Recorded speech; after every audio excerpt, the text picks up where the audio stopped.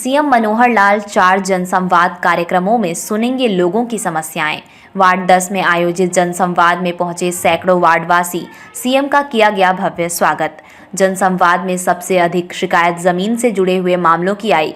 मुख्यमंत्री ने सभी मामलों की जांच के लिए कमेटी बनाने के दिए आदेश। पार्श्वनाथ डेवलपर लिमिटेड ने करनाल में कुछ बुकिंग शुरू की थी, जिसमें कुछ 400-500 सदस्य हैं, यानी कि कुल टोटल मिला के 2500 परिवार के सदस्य हैं, जिनको 500 प्लॉट अलॉट किए थे, 450 से 500, जो कि आज तक 2023 हो गया, उन्होंने पोजेशन नहीं दिया।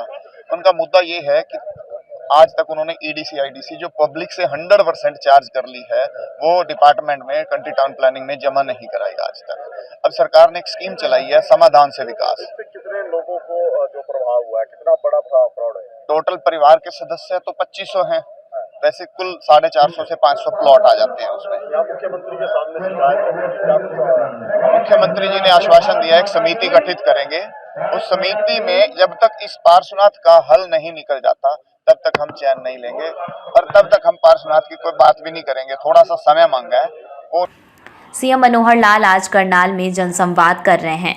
नगर निगम के वार्ड 10, वार्ड 19, गांव उचाना और गांव रतनगढ़ में सुबह से लेकर शाम तक जनसंवाद के कार्यक्रम चलेंगे। वार्ड 10 में आयोजित जनसंवाद कार्यक्रम में सैकड़ों की संख्या में लोग शामिल हुए। अपने संबोधन में सीएम ने कहा कि बीते 9 वर्षों में हमने व्यवस्था में बहुत सुधार किए हैं। आज 60 वर्ष आयु होने पर पेंशन घर बैठे बनाकर आती है। पहले दफ्तरों के चक्कर काटने पड़ते थे। उन्होंने कहा कि करनाल के 3000 से अधिक लोगों का सरकारी योजना के जरिए मुफ्त इलाज हुआ है और उन्हें करीब 18 करोड़ की सहायता मिली। पार्श्वनाथ सिटी करनाल का रहने वाला हूँ जी।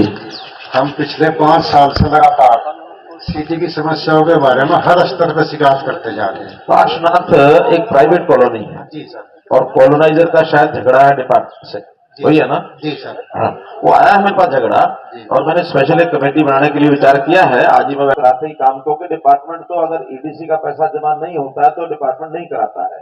आखिर पैसा तो वही है जो उन्होंने जमा कराना था, आपने उनसे खरीदा। पहले सिस्टम ऐसा होता था कि कोई खरीद बेच में सरकार का रोल नहीं होता था। अब हमने रेरा की एक अथॉरिटी बना दी है। कोई नहीं, आप बात करा, रेरा की अथॉरिटी बना दी है। रेरा अथॉरिटी में अब तो जो बिल्डर होता है वो अपने आप को रजिस्टर कराता है।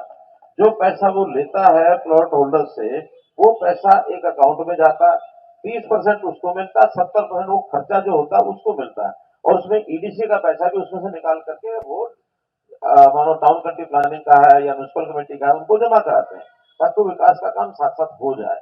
तो पार्श्वनाथ का ये सारा विषय किसको पता है? लिए उसको बयाना भी दे दिया।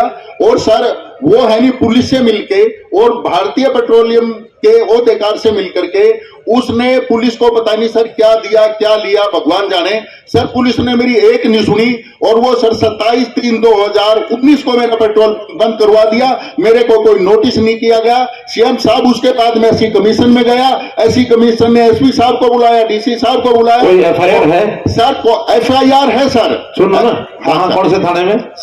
सर पीएस सदर करनाल में है सर। एप्लीकेशन हो गया हो तो ठीक, नहीं हो गया हो तो जल्दी एस्टिमेट इनका वो इन्वेस्टिगेट करो, और इन्वेस्टिगेट करके with in a month chargesheet कर दो। सीएम साहब नहीं सुनिए, लंबा केस है, पुराना, हमारा पुलिस का काम एक ही है। सर मजे की बात और सुनाता हूँ सर, मैं पुलिस नहीं है, फैसला कोर्ट कर देगा। अब पुलिस वाले नहीं कर पाएंगे, कारण क्या पुलिस के तो लोग इन्वॉल्व बता रहे हैं। आप अगर इन्वॉल्व हैं तो पुलिस से क्या सहायता ले सकते हैं? सर 3 डी आप तो सुनते ही नहीं है। नहीं सुनेंगे, आपको कोई बात नहीं करनी।